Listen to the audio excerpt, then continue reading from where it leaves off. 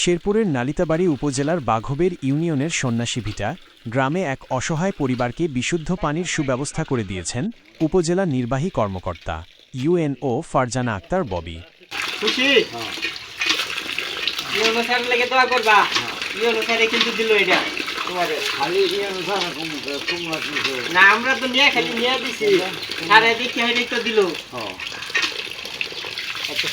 গত শুক্রবার ৪ জুলাই উপজেলা প্রশাসনের উদ্যোগে এই টিউবওয়েল স্থাপন করা হয়, যা ওই পরিবারের জন্য এক মহান উপহার হয়ে দাঁড়িয়েছে।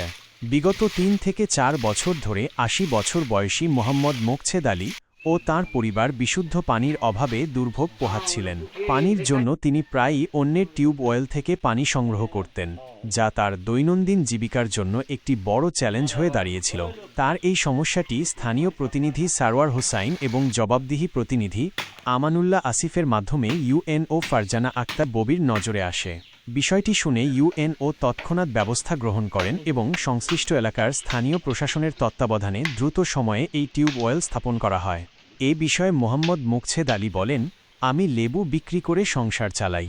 একটা টিউবওয়েলের জন্য ৩ থেকে ৪ বছর ধরে চেয়ারম্যান মেম্বারদের কাছে ঘুরেছি, কিন্তু কেউ আমার জন্য একটি পানির কল দেয়নি। আজ যখন ইউএনও ম্যাম শুনে আমাকে একটি টিউবওয়েল দিয়েছেন, তখন থেকে আমি আর পানির জন্য অন্যের বাড়িতে যেতে হবে না। আল্লাহ ইউএনও ম্যাম আর আমার নাতিদের ভালো রাখুক। এ প্রসঙ্গে ইউএনও ফারজানা আক্তার ববি বলেন, প্রতিটি মানুষের নিরাপদ পানির অধিকার রয়েছে। একজন ইউএনও হিসেবে আমি চেষ্টা করেছি অসহায় এই পরিবারের পাশে দাঁড়াতে।